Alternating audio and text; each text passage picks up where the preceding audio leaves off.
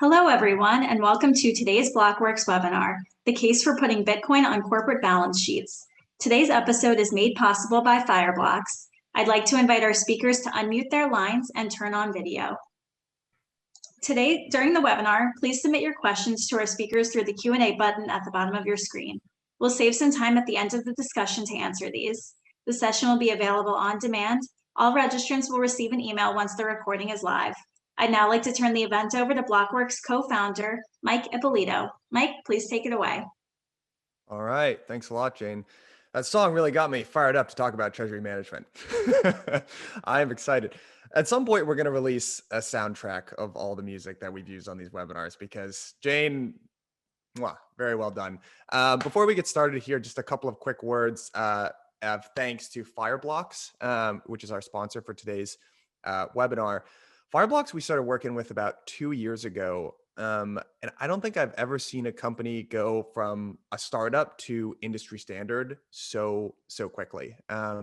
They've been a phenomenal partner for these events, and they're really kind of leading the way when it comes to educating the financial and institutional community about kind of key trends in digital assets. And they're now, like I mentioned, an industry standard platform for custody and treasury management. They have over 200 customers and are now working with BNY Mellon. And what's really cool about them is that they have a very unique security technology that allows for institutional use, but also kind of in keeping with the crypto ethos. They allow customers to remain in control of their assets. They've secured over 400 billion in digital assets across the platform. I highly encourage you to go check them out at fireblocks.com. Now, Mr. Michael Saylor, a couple of Michaels here just talking about treasury management. I'm excited for this one. I don't think you need any introduction at this point, but if you could just give us a quick 30 seconds on yourself before we get into it. I grew up in an Air Force family. I went to MIT on an Air Force ROTC scholarship. I studied spaceship design and the history of science. I started Microstrategy when I was 24. We came public in 1998. I've been the CEO of a publicly traded enterprise software company now for more than 20 years. And that's me. All right. You actually have a pretty cool, I've heard you talk about this though, how you ended up founding Microstrategy and some of the negotiating tactics that you used to get that started. Can you just give us a quick background into how you initially got Microstrategy off the ground? I was building computer simulations to predict the profitability of petrochemical refineries and other manufacturing facilities over the course of a 10-year business cycle. So there are large nonlinear dynamic simulations, and they're a little bit complicated. It's a school of computer simulation that was popularized in the MIT Sloan School of Management. So there weren't that many people in the world that knew how to do it. And so I was doing that at DuPont, and I built a computer simulation that was used to justify $1 billion capital budget for the titanium dioxide industry. So I thought I was going to go nowhere in DuPont, and I wanted to go back and get a PhD from MIT. And so when I lined up all my financial aid, I tendered my resignation.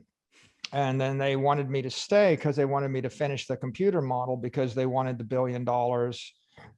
I was kind of oblivious to the fact that there was $1 billion at the end of the computer model running.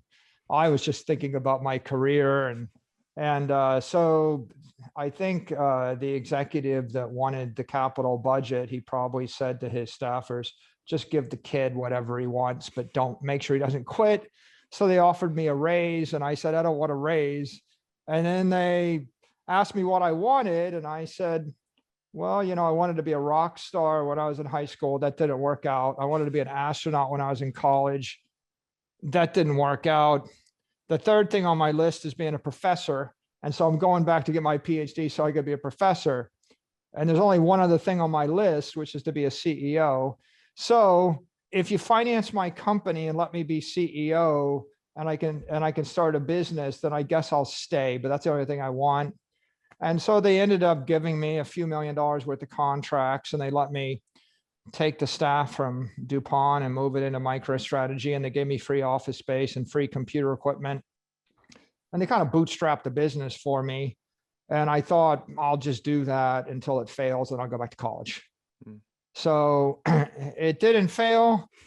at some point I ran out and I got a furniture loan for $4,000 to start the company, because that's the only kind of unsecured loan a 20 something can get.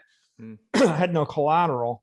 And then after the furniture loan, I asked DuPont for a cash advance, like $100,000 or something. And they said, we can't give that to you. You might run away to South America with it. And my negotiating strategy was, I said, well, I can't start the company unless you give me the money. And it's the only time in my life I was ever able to persuade a counterparty to give me money, with the argument being I needed the money. And so it works. It only works once in your career, but once is enough, I guess. And so that's how I started Microstrategy. Hey, it paid off for you, right? Yeah. Ended up being the right tactic at the time. So fast forward about, however many years, and you made a really big splash when you initially made that first Bitcoin purchase through MicroStrategy. And you've really kicked off a large trend and kind of shown a spotlight on what has historically not been a super sexy part of a business, which is treasury management. And that's now getting a lot of renewed attention. Before this webinar, we talked about some big shifts kind of on a macro scale, kind of paradigm shifts that are actually making this function within a company interesting again. And I'd love if you could tell our audience what you see those being. I think there's two critical paradigm shifts in this last 12 months that you have to take into account. The first is a macroeconomic paradigm shift. The cost of capital has exploded from 6% risk-free cost of capital to 20%. Maybe the S&P was yielding 8%, and then it starts looking like it's yielding 24%. So the cost of capital tripled. And that's kind of like the broad money supply inflation rate. So the amount of money is being pumped in the economy tripled at an annual rate. So that has broken a lot of conventional investor models, a bunch of conventional treasury models, and a bunch of conventional strategies. And it's macroeconomic change. Somebody said, 40% of all the money, printed in the first 240 years of the country, right, got printed in the last 12 months. So maybe you divide that over 2 years instead of 1 year, but that's the first big trend, the rate of monetary inflation. Mm-hmm. The second big, the paradigm shift is the formation of $1 trillion global monetary network, which we call Bitcoin. Bitcoin is the first digital monetary network in the history of the world. So for 5,000 years, we never had a sound monetary asset circulating on an open computer protocol. And so there's nothing to look back on. The closest thing we had was the gold standard, and that was a sound physical asset circulating in space. And so the idea that I'm going to actually take $1 billion of money and put it in gold and move it around, that's 30,000 pounds of gold moving around. That's an idea that we had for thousands of years. And somewhere in the 20th century, it became antiquated and just too heavy and too cumbersome to work. And so, the gold standard got abandoned for fiat. Well, in the 21st century, we figured out how to put $1 billion block of money into virtual gold in cyberspace and then move that around. And we can move that around 1 million times faster and 1 million times smarter than we could move the physical gold. So I call these both paradigm shifts because, we never in modern history had a situation where the cost of capital was so extreme. And we never in history had a situation where we could actually store monetary energy on an open global digital network. And those two things cause you to reassess your strategy as a corporation or as an investor or just as an individual. Yeah. So I guess the confluence of those two paradigm shifts is that everyone is looking for an optimal store of value asset, right?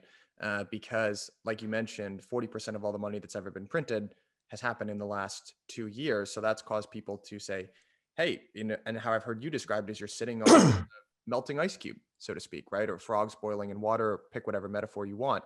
But however much money you think you have, that's slowly disappearing, right? And you have described also kind of the world of investable assets or store of value assets. It's roughly a $350 trillion market across things like stocks, bonds, real estate, other kind of traditional store of value assets. How do you see the market for these, fiat denominated or fiat derivative assets changing over the course of the next 20 years? I think that if we start with a fundamental premise, the fundamental premise is that as the rate of monetary inflation increases, it skews the entire playing field, or it tilts the balance of power in favor of scarce assets that are not valued based upon future cash flows, to the detriment of assets that are valued based upon future cash flows.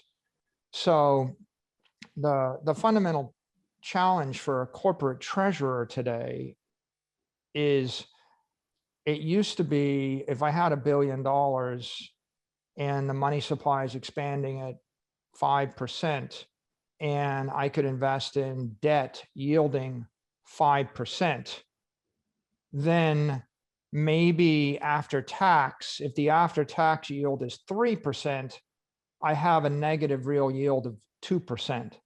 And so in that kind of world where I have a negative real yield of 2% or 3% or 1%, I have 30 years before I substantially destroy my asset or my purchasing power. The negative real yields have exploded. If you're looking at the real yield versus the monetary inflation rate, and now the negative real yield looks like minus 10% or minus 15%.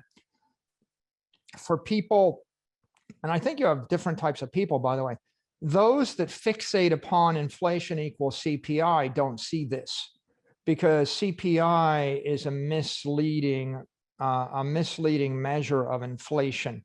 CPI is only measuring the rate of consumer price inflation. It isn't measuring the rate of asset inflation, and it isn't measuring the rate of elite price inflation. Houses are inflating at 15%, but rents are inflating at 2%, but Hampton's houses are inflating at 35%. So you've got multiple inflation rates.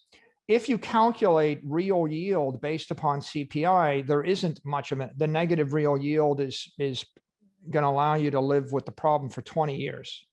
And so you're going to wait. If you calculate the real yields on your assets with monetary inflation, the negative real yields are the lowest, right? They're the most extreme in our entire lifetime. And so now you can't wait. If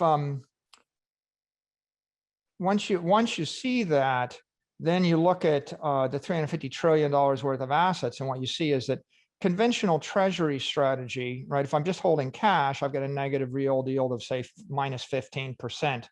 If I'm holding cash in short-term treasuries, well, they're all yielding effectively nothing. So your negative real yield is still minus 15%. This is assuming you assume you have 15% monetary inflation for the next 4 to 8 years. So conventional treasury strategies now have this problem, because the negative real yields have gone from minus 2% to minus 15%, maybe minus 20%. That means that capital or cash equivalents on the balance sheet is now toxic. The toxicity of the assets is a function of the rate of monetary inflation. So if the central bankers are if they're inflating the money supply by 15%, then they're sucking 15% of the energy out of the cash and out of the treasury assets. And pretty much every corporate treasury in the world is either holding cash or they're holding treasuries or corporate credit grade debt that's like got a duration of less than 5 years. And all of that stuff, in essence, has negative real yield minus 10 to minus 15%.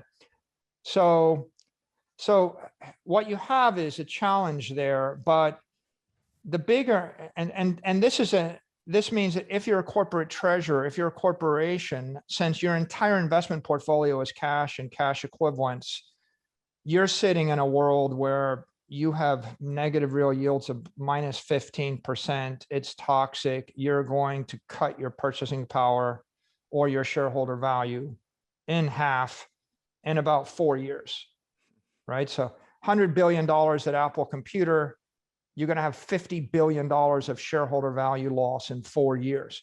That's their problem. Investors in general, they know that it's not a viable strategy to invest in cash or short or long dated sovereign debt, right? Cash is trash and debt just doesn't work. So they've stampeded from that. And so the first stampede was, or the obvious stampede is into equities and generally ETFs.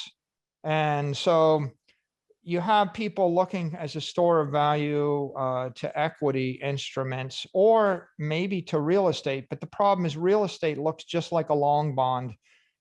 You've got a 10 to 30 year, you've got a long-term lease, it's CPI capped. If the lease cannot be renewed at a price greater than CPI, then you're going to have monetary inflation rate of 15%, CPI inflation of 2%, negative real yield minus 13%, which means again, the ability of a consumer of a commercial piece of real estate to hold value is impaired as the inflation rate of the money supply goes through the roof. That takes you to equities. And for equities, the problem is that value stocks or low growth stocks that are based upon reliable cash flows. What I did at DuPont was I just modeled the discounted value of the cash flows.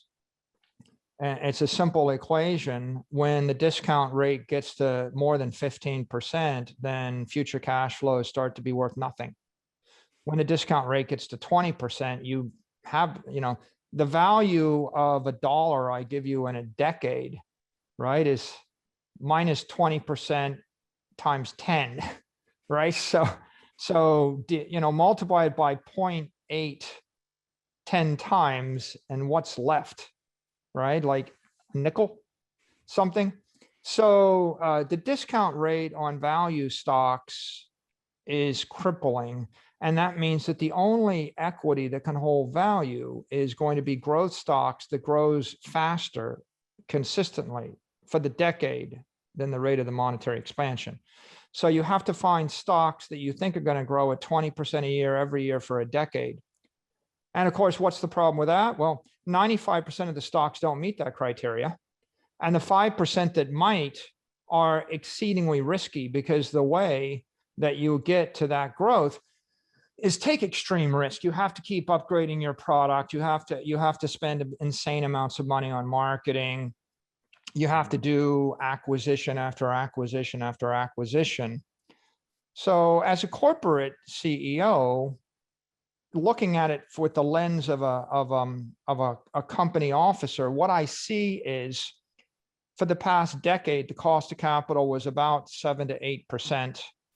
And companies that can't grow their cash flows greater than 8% were destroying value.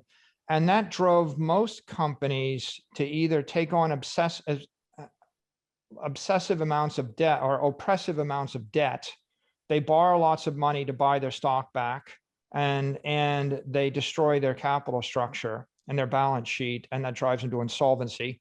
Or they borrow lots of money to issue a dividend, and that drives them to insolvency. Or they borrow money to buy other companies to do these crazy acquisitions. And those are dilutive acquisitions. We're doing roll-ups, and that eventually drives them to insolvency or blows them up. Or they issue equity to do acquisitions, the classic dilutive acquisition. And I could probably think of 100 companies, Michael, where I knew the CEO, and they were all driven out of business. They all basically ended up selling out. If you look, 99 out of 100 of my competitors exited in a decade. And the story was always the same. My shareholders expected us to grow 20% a year. We could only grow the company 8% a year. And so we started buying other companies, and we kept buying them, and we got all the headaches. And eventually we realized that we couldn't do another acquisition, and we bolted on 47 other companies. And so we decided to sell ourselves. And I said, well, why didn't you just run the business, which was a good business? It was organic. Like, well, I couldn't get the growth the shareholders wanted. Well, why did the shareholders want the growth? The shareholders wanted the growth because the cost of capital was 8%. Well, why was the cost of capital 8%? Well, because the Fed kept expanding the money supply by 6% a year. What would have happened if the money supply expanded to 0% a year? The cost of capital would have been 3%. Those businesses wouldn't have had to do all the dilutive acquisitions or leverage up or issue all the dividends or issue all or buy the stock back. They would be in business. So what you have is as we crank up the cost of capital, we crank up the hurdle rate, we drive people to take on more risk, to do more, to go faster, or we make the capital toxic. Like, I have $100 billion, but since I'm generating 0% yield, I'm destroying $20 billion of purchasing power a year. The pressure from the shareholders is give all the money back. Well, this is like draining the endowment from a university. This is like me saying to you, you have to give all of your money away in your family because you're destroying value. And so you give all your money to charity. And then when your child needs to go to the hospital, you can't afford the hospital bill. You know, the family starves, kids can't go to college because you've decapitalized. And so that's the challenge right now from a corporate point of view. And to make a long story short, the problem with the $350 trillion of assets is they're all based upon an expectation, in part or in full, on an expectation of future cash flows. And you're discounting the cash flows back to the present. And the single most important variable is what's the discount rate? And the discount rate is really being driven by the rate of monetary inflation. Yeah, absolutely. In your opinion, you just hosted a huge conference, right? For essentially corporate treasurers, CFOs, CEOs to try to explain this problem and try to explain some of the actions that you are taking to combat monetary inflation, negative real interest rates at MicroStrategy.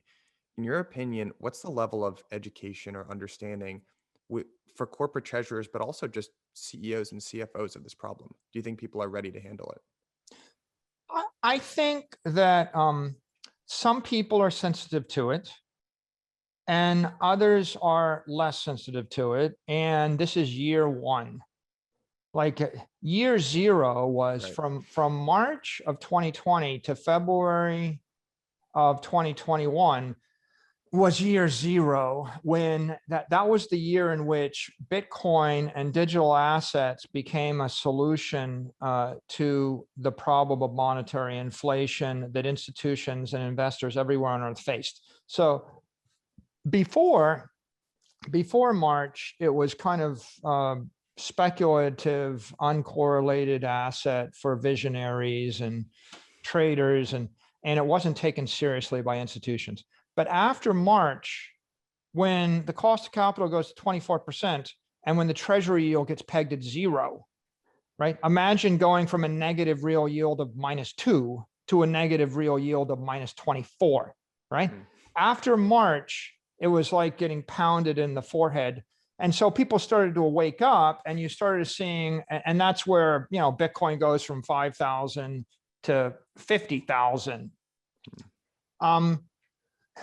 After February, in February, we did our corporate conference, Bitcoin for Corporations, and Tesla announced that they had put Bitcoin on the balance sheet. And then you had MicroStrategy and Tesla and Marathon and Square. And now you can, and then you saw Bitcoin on treasuries, and you could see that you're talking about billions and billions of dollars with public companies, you know, many, many tens of billions of dollars you can lasso. And there's an awareness that, okay, I guess this isn't going away.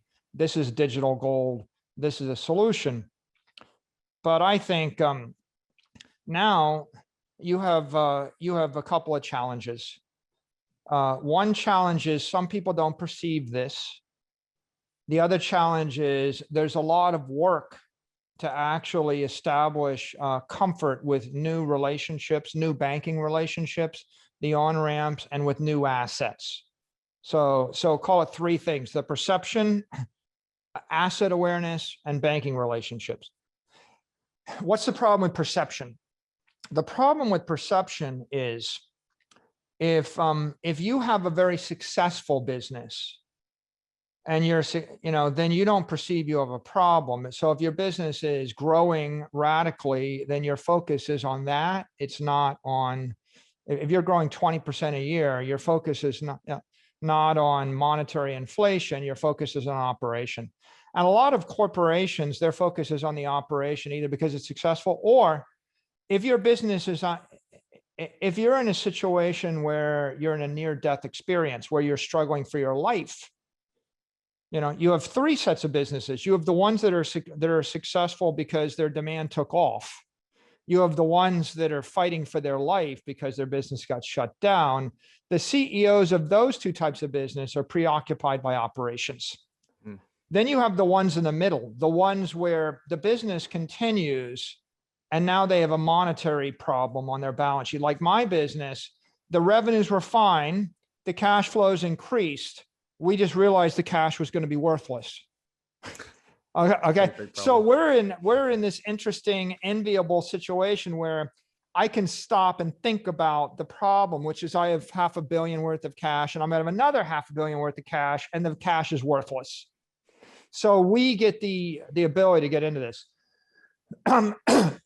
The other businesses don't necessarily. And if you're an investor, if you had $1 billion and you were invested in S&P 500, you were getting 8% a year return. So imagine you're running an investment fund and you're getting 8% return. So, and you're getting paid 20% of that, 2 and 20. You're like this Wall Street hedge fund type. Well, your hedge fund went from 8% return to 24% return in the last 12 months. It was the best year of your career.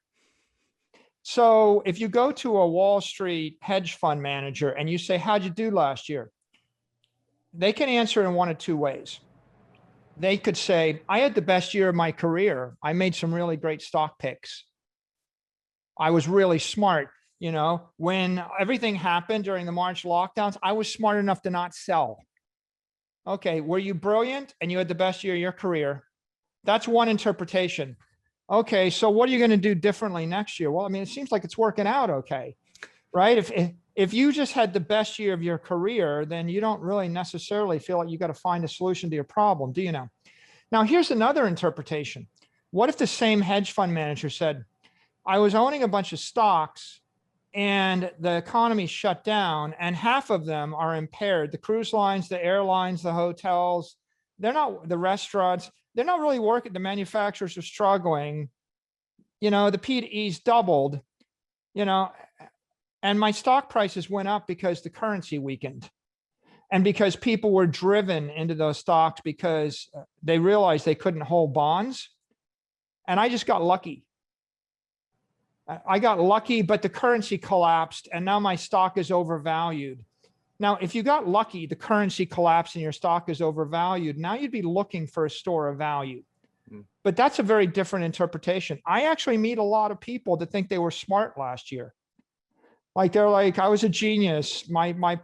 If you live in a world where you made the most money of your entire life because of monetary inflation, nobody says, oh, I made a lot of money, but it wasn't, it was due to no fault of my own. I didn't really deserve it. I got lucky, but I'm paying myself quadruple, right? How many people have gone on television and apologized to their investors and offered to give the money back, right? Not likely. No. So you got two frames of reference. Let me say it a different way. The K-shaped recovery. That's Wall Street recovering and Main Street never recovering. That's the K-shaped recovery. Actually, Main Street is worse off today. Wall Street is better off today, right? If you're actually an operator of a business and you're honest, there's no way the economy is as good today, right? Like, for example, business travel is down 95% year over year, and success will be, it'll be down 90% forever, right? But nobody wants to talk about that. So when we inflate the money supply by 24%, that means that on Wall Street, people that own assets did nothing to make 24% more money. And that means on Main Street, people that create things for a living, that manufacture things, had to work 24% harder to get nothing. Right? You literally tilted the football field, and everybody on the manufacturing side that works with manual labor and has to do things, that generates, if you generate cash flows, you have to generate 24% more cash flow after tax by raising your prices or by expanding your customer base or by finding efficiencies. You have to do 24% more to have the same purchasing power that you had a year ago. And on Wall Street, if you own that asset, you had to do nothing. You could have sat in your floaty in your Hampton swimming pool and watched the stock market, and you would have 24% more purchasing power, as long as you didn't touch anything. Right? And so that is the dichotomy. If you have a Main Street personality, and if you have, and that exposure, and if you have the sensitivity to understand what's going on as an investor, right? It clicks like a light bulb. And I was in that fortunate situation because on one hand, personally, I was a successful, engaged investor in technology. I owned a lot of Apple, Amazon, Facebook, Google. I basically invested in tech stocks, and I watched what happened, and I understood what was going on in that world. And then in my day job, I'm running a Main Street operating business with 2,500 people doing 100,000 things perfectly every year, right? Every year I'm doing 100,000 things perfectly, competing against everybody under the sun, and we're generating this cash flow. And the investors are looking at me thinking, you seem to be utterly failing because your cash flows didn't grow by 25% like Google last year. I'm like, well, actually, there's 2,500 brilliant people working as hard as they possibly can, to keep the cash flows from going to zero. And so if you understand Main Street and you understand Wall Street, then what you see is that if the money supply expanded at zero, then you can actually run a business that generates a lot of cash and it has value.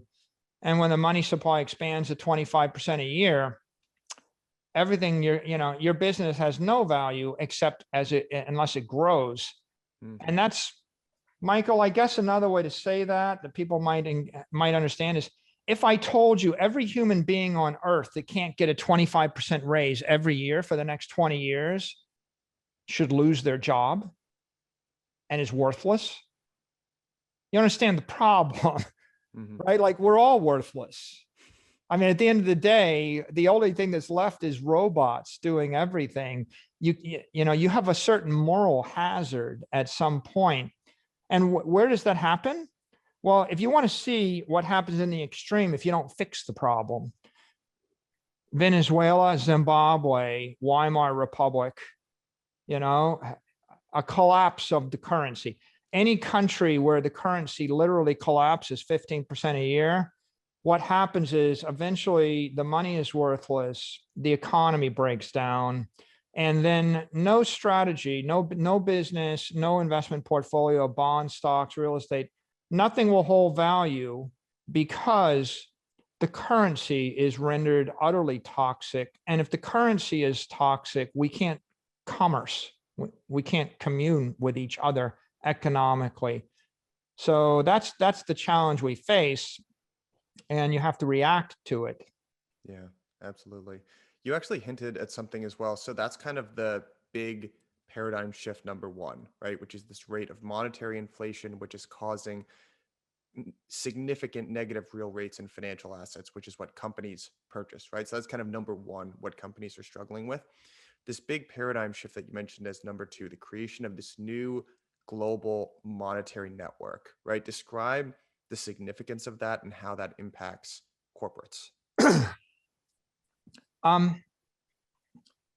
If I can take $1 billion and I can put it on a monetary network, then I've taken the mass away from it, and I've made it programmable with an open permissionless protocol. The thing about that that's magical is that I've now made it possible to take custody of $1 billion of monetary energy. I could literally put it on a mobile phone. I could put it in my head. I could put it on a hardware device. We've never had the ability to take custody of $1 billion of property in the history of the human race. If you own $1 billion worth of land in California, if they add a 3% property tax, then that means that you're going to lose all the property over the next 15 years, well, over the next 30 years, depending upon the rate.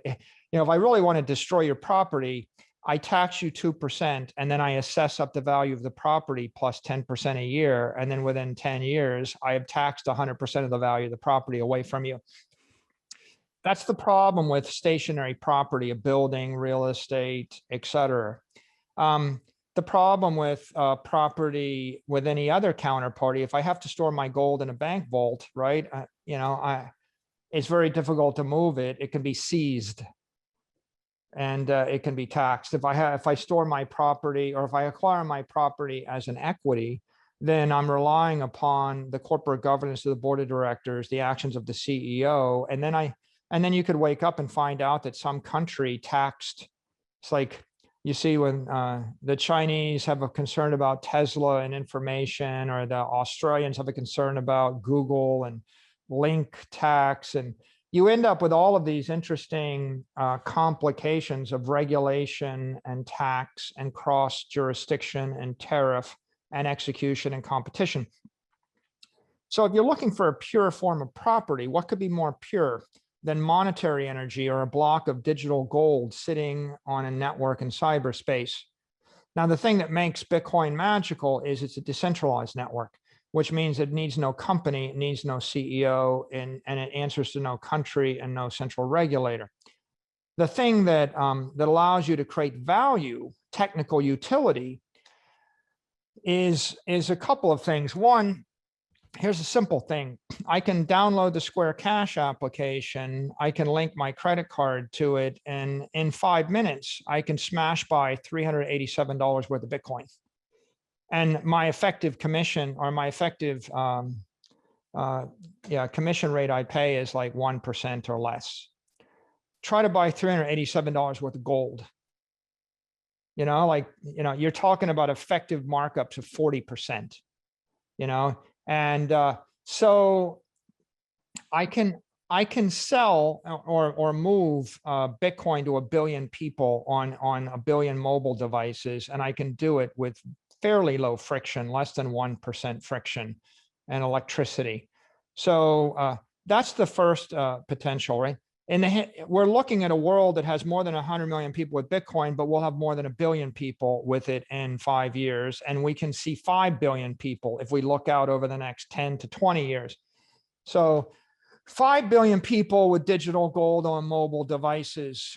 And that's interesting. The next technical utility, well, I can plug that into a layer 2 solution, either Square or PayPal is layer 2 or Lightning is layer 2. And I can do 1 billion transactions a day to buy coffee or to pay for a ticket. I could fund my entire life. If I'm a normal person, I could put $27,000 in Bitcoin.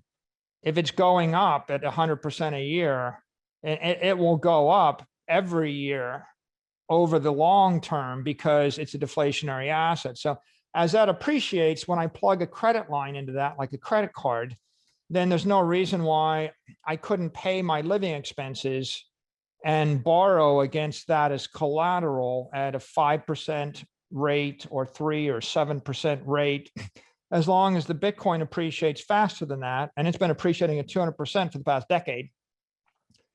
If it's appreciating 200% or 100% or 50% and you're borrowing at 7%, you can borrow forever.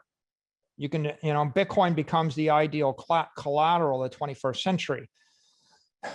So why is it ideal collateral? Because I can prove that you have the reserve in a split second at the speed of light. So I can prove to 10,000 counterparties in a split second that I have the collateral. And that means I can solicit a loan from any of 10,000 banks. And that means that I can move custody to any bank in the world. So I have a global banking market, and the banks can actually collateralize things, and they can secure them, and they can transparently assess the value of the collateral market to market every second of the day, 24/7, 365. This is the most liquid, most valuable collateral on earth. Why does that matter? It matters because you need to be able to finance the asset class. If you can finance the asset class, like if you bought $1 million of gold and you had it in a bank of JP Morgan, try to get a loan against the gold from a bank in Singapore. You know, like, you know how I get a loan right now, Michael? I actually have an accountant who prepares a personal financial statement that they do it once a year, and he signs it in ink, and we send it to a bank I've been doing business with for a decade. And because they know my accountant, because they know me, and because they've been doing business with me for a decade, they will accept a representation once a year about the approximate value of my assets. You think about just how it's like 20th century, so archaic. How do I borrow money in the 21st century from a Japanese bank at the best rate for 13 days? It takes literally 6 months to a year to get a bank to trust you. And so what you're talking about is 20th century banking, which is anywhere from 1,000 to 1,000,000 times less efficient than 21st century banking. And if you want to know what is the value of a global monetary network, the value is I can move the money 1,000,000 times cheaper. I can move the money 1,000 times faster. I can achieve 1,000,000 times smarter computer programs. I'm doing things with the highest common denominator. I'll give you another example. There's a contango in Bitcoin where you can sell the forwards futures and you can buy the spot, and you can lock in anywhere from 18 to 40% risk-free interest a year. If you're an American, you can't do that on American exchange. You can do it on a Singapore exchange. So if you're an American and you buy $100,000 worth of Bitcoin and you put it in cold storage for the next decade and you don't touch it, but someone in Hong Kong or Singapore decides to see that contango, they can raise billions or hundreds of billions of dollars. They can go execute that. They bring the hundreds of billions into the network. They lock in the risk-free yield, but to do it, they have to lock up the Bitcoin, which raises the price of Bitcoin, which creates demand for Bitcoin. And so the Bitcoin that you have buried underground in cold storage in Alabama is accreting in value because the regulator in Singapore is allowing an exchange in Singapore to trade the spot against the futures market with a new piece of software. And an investor in Australia chose to take advantage of that. And so nobody's actually arbitraging out the contango in the gold market in the US, because you know why? Because the regulators don't let you, because the exchange doesn't support that, because there is no contango, because there's no volatility. And so what you have is an example of a global network where everybody on earth and all the capital on earth is trying to figure out, is there a better way to issue loans? Is there a better way to borrow? Is there a better way to create? Is there a better derivative? What's the risk-free rate? You could say the risk-free overnight rate in Bitcoin is 42%. What's the risk-free rate overnight in USD? 12 basis points. Okay. If I show you, figure out the difference, 20% difference, capital is going to flow, right? In a free market, capital will flow from the weakest asset to the strongest asset. If one stock yields 3%, another yields 30%, the money will flow until the two values equalize in their risk adjusted yields.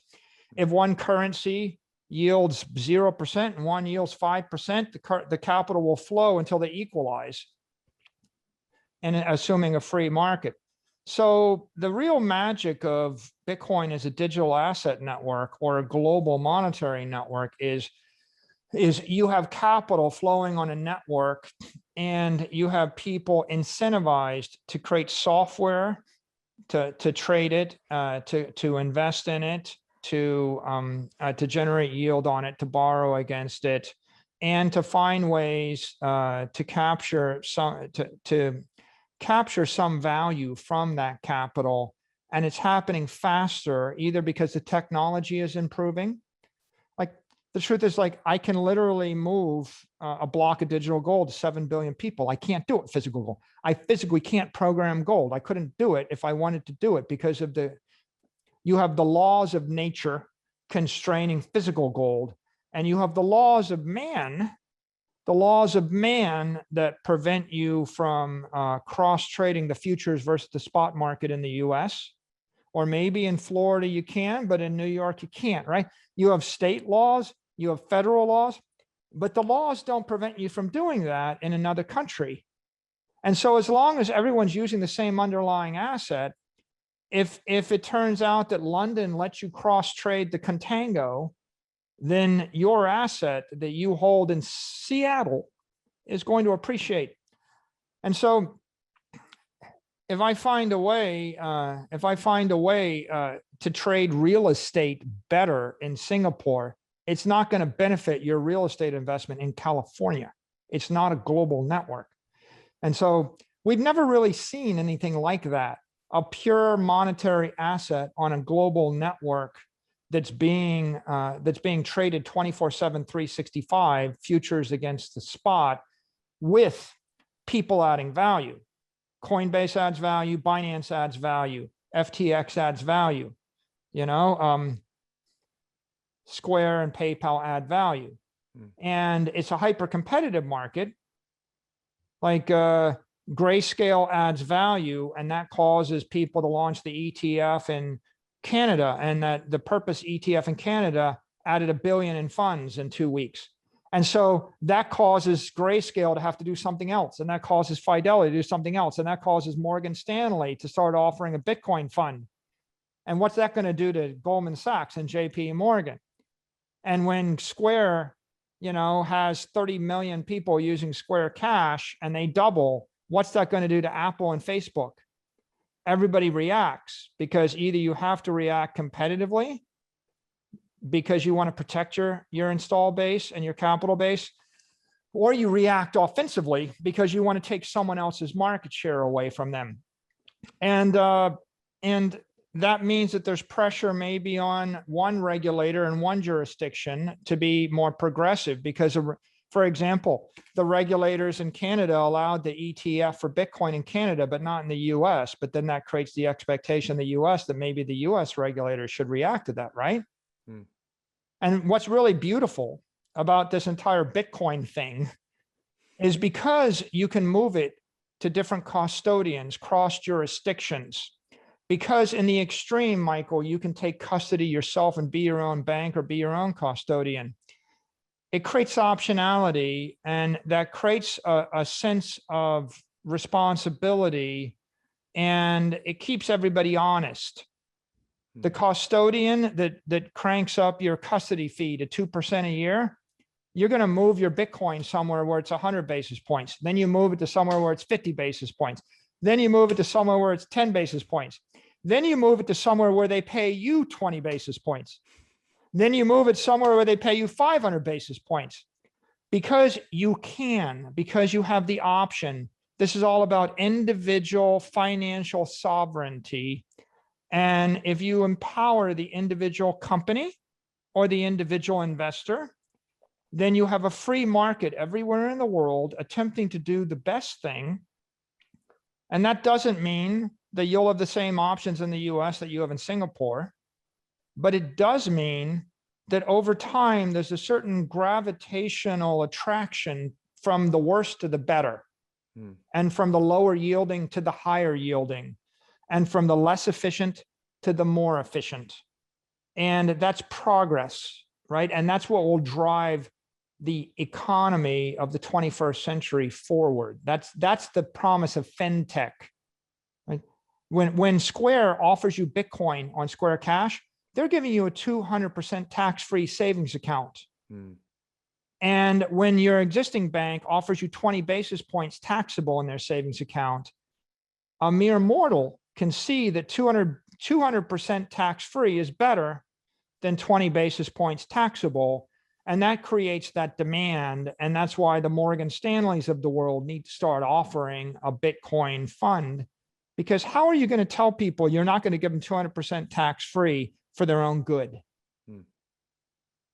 I completely agree. Which of these two trends, the way you describe it, it's very complementary, right? So on the one hand, you have financial asset inflation, right? Which is essentially the boiling frogs in water, melting ice cube conundrum of your money disappearing. And then on the other hand, you have this new global decentralized monetary network, which is gaining in value, right? And that's deflationary. It's almost like two cars that are going, opposite each other, right? On the one hand, governments are inflating the value of they're essentially debasing away the value of their currency. And then there's this other currency, which is deflationary, designed in the exact opposite way, right? So you're kind of accelerating this huge transfer of assets. And I think there's a couple different ways you could look at it. And people who haven't bought into this narrative or haven't fully grasped what the problem is, they look at something like the price of Bitcoin and say, well, that must obviously be a bubble, because I've seen what bubbles look like before. Whenever anything goes up and to the right in a parabolic kind of rise, I know that's a bubble. I've seen this movie play out before. But, there are kind of two very logical explanations that you've covered in this exact talk, which is one, if you look at the US dollar, the government is essentially doing every single thing that they can to debase that value, right? So you could almost look at it as the Bitcoin or the US dollar is hyperinflating relative to Bitcoin. Then you could also look at it from the perspective of there's this, totally unique monetary network. And what you're actually looking at is an adoption curve, right? Of people adopting Bitcoin, and it becomes more and more valuable the more and more people adopt it. So you've got this very unique view of a kind of a macro strategist, but also as a technologist at heart. When you look at something like what the price of Bitcoin is doing right now, what is the fundamental input that's driving that? I think that everybody's got the most important lesson is think for yourself, and think really hard. If you lived your entire life in the United States and the last 30 years, you had no monetary network, and you had the money supply expanding at 6%, then every model that you had was formed with those two assumptions. If I introduce a new thing, a monetary network, let's call that Godzilla, right? Or a monetary fire, that's one new thing. If I then expand the money supply by 24% instead of 7%, that's a second new thing. These are two new ideas, and if you didn't take them into account before, then your models are based upon history, and the history becomes irrelevant. When you say it's a bubble, it's just another excuse to not think, I think. It's just a knee-jerk reaction. For example, if you go and you chart the US dollar against the peso in Argentina, it looks the same as Bitcoin. Right. So if your definition is up to the right is a bubble, well, then the US dollar is a bubble in Argentina. If you chart the US dollar in Zimbabwe and Venezuela, it also looks like a bubble. So if you're going to take that position, does that mean you're going to dump the US dollar? Would you trade back into the Venezuelan bolivar or the Argentine peso or the Zimbabwe currency for the same reason? And the answer is no. It's obvious to you, but are you ethnocentric? If you can put yourself in the position of another country or another frame of reference, expand your worldview, then you see there are two reasons something goes up. One is it's being artificially squeezed up in a bubble. Another is there's just a rational flow of capital from a weak asset to a strong asset. And you got to ask yourself the question, are you invested in the weak asset, and is it going to the strong asset or not? I think what you see here with Bitcoin is what you see is the flow of capital from weak assets to strong assets. And go look at the price of Bitcoin in Lebanon, right, where the currency crashed 90% or so over a year. You'll see that. Now ask yourself the question, should you buy the Lebanese currency? Then look at the price of dollars in Lebanese currency. It's the same thing, right? So if you're actually a long-term currency trader, and if you've seen a currency weaken substantially, then I think you've got a better framework for understanding what's going on here. I think that the other key point here is people keep saying Bitcoin is volatile, but people use the word volatility without thinking about it in the same way they use CPI without thinking about it. CPI is not inflation. You've just been told, you've just been brainwashed to think it's inflation. CPI is one of 1,000 measures of inflation. And you could also calculate monetary inflation. It's a totally different number. Volatility is not risk. Volatility is a measure of risk, but it turns out that if you calculate volatility of LeBron James on a basketball court, he's the most volatile player. He's also the best player in the world. The winner, the superstar, is the volatile one. If you look at the volatility of Tom Brady, he's the most volatile player on the court or on the field. He's also the best player on the field and the most important player on the field. The winning team is always the most volatile. In fact, the winning everything in every field, art, music, war, Julius Caesar was volatile. Alexander the Great was volatile. Generally, the thing that's actually acting, right? If you're in a boxing ring, the fighter that's actually throwing the most punches is probably the most volatile and is also the winner. So the only reason Bitcoin is volatile for the past 12 months, by the way, is it keeps going up. If you look at it and you go, oh, well, it's volatile. Well, it's volatile because volatility measures the rate at which something doubles too. And if it doubles and doubles, and if I give you the asset and I said, well, Michael, this is going to double every year, every 6 months for the rest of eternity, it will be by definition the most volatile, defined by volatility metrics. Are you going to run from it or toward it? Bitcoin has been growing at 200% a year, every year for the last decade because of technical utility against monetary inflation of 7%. Okay, Bitcoin is growing 500% in the last 12 months. Why did it accelerate? Well, if I have a monetary fire, what feeds the monetary fire? Money. Right? If I print money, if I triple the rate at which I'm printing money, don't you think that something that has been growing before will grow even faster? Generally, my model of Bitcoin and a monetary network is the price is going to go up based upon technical utility, adoption, and inflation, monetary inflation. So when I triple the rate of monetary inflation, that's one driver. It's an obvious driver. But I also market the asset and I slug everybody in the forehead and remind them that maybe they might need a monetary inflation hedge. And so every institution that bought Bitcoin between March of 2020 and today, and we could list 100 of them, you know them, every one of them was woken up by the change in monetary inflation rate. And so that was a jolting increase of adoption. And those two things put money in the system, which encourages technical utility. Hence, PayPal turns on. Square just added a new feature. You can now send Bitcoin to a Square cash tag instantaneously, no fee. So if I wanted to send you $50 in Bitcoin, I can do it in a second, no fee. That's technical utility. It used to be people said, oh yeah, well, it's too slow to move Bitcoin around. You think about the amount of time and energy going in the Lightning wallets and Lightning Network and other off-chain things that's exploded because there's more money in it. And so what you have is a monetary network that's being accreted, and the monetary energy is flowing into it based upon the actions of the politicians and the central bank, but also based upon the actions of the corporations, but also based on the actions of individuals. What happened in Turkey this weekend, where the head of the central bank in Turkey got fired because he'd raised interest rates.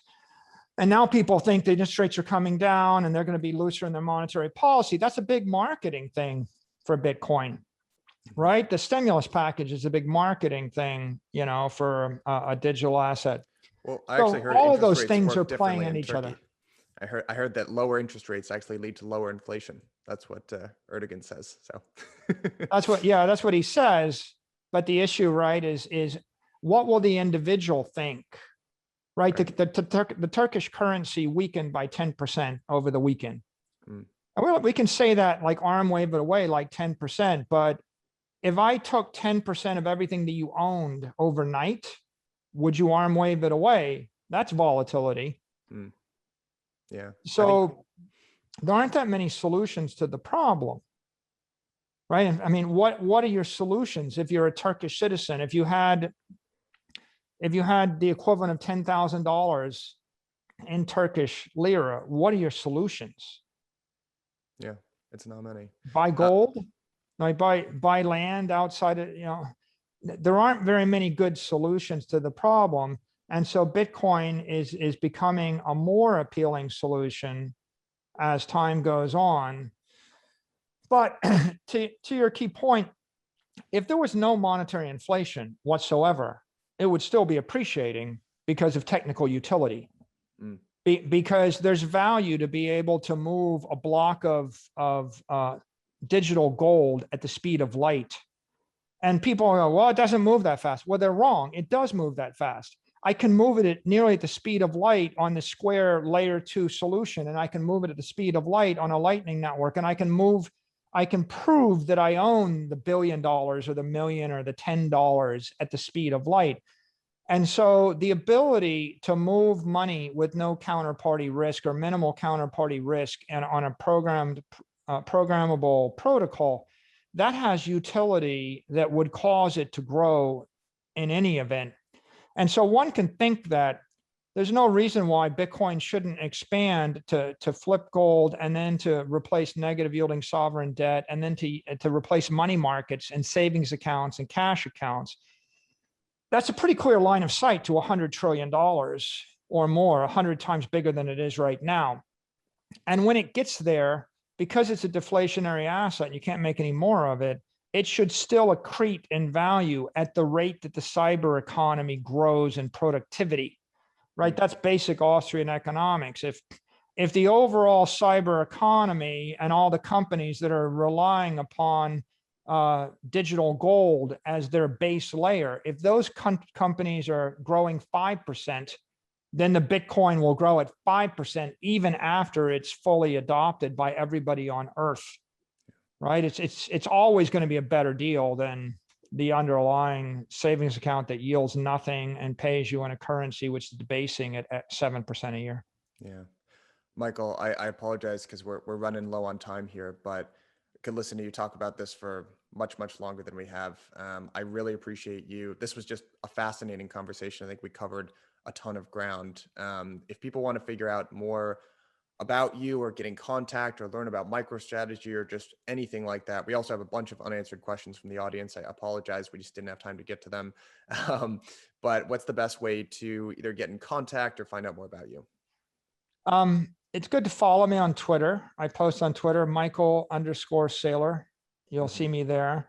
Or if you go to hope.com, HOPE, I posted tons of Bitcoin materials, books by and papers by others, analysis by Citigroup and big banks, a bunch of videos. So you can find things there. I think those are the two best resources for people. Yeah, that's great because the education in this space is still a huge choke point. Actually, one thing that I use the example of you educating your board through YouTube videos as a way of just saying how early we are still in this space. Yeah, So one more plug I'd make is on Saylor.org, Saylor.org. We have a free Bitcoin for everybody course. It's a 12-hour course. You get a certificate, and it's curated as all the greatest minds and the greatest thinking in this space. It's free to everybody in the world. Anybody can try it if they want to learn more. that's phenomenal. Yeah, absolutely. I definitely encourage everyone still listening to head over there. Education is super important. I also want to again thank Fireblocks. They've been a wonderful partner to us on a whole series of webinars, but they were the ones that made this conversation possible. So again, highly encourage you to go check them out at www.fireblocks.com. Michael, a huge, huge thank you for joining us today. This was really fun. Great to see that very famous ship kind of live and in person here. Again, anyone who's still in the audience here, we are hosting again this coming March 30th. We're going to be talking about building institutional grade market structure. And that's with Pete Najarian at BitGo, Tim Rice, who's the CEO at Coinmetrics, and Sam Weiner of KPMG. Michael, a huge thanks again. This was a ton of fun. Thanks for having me. Of course.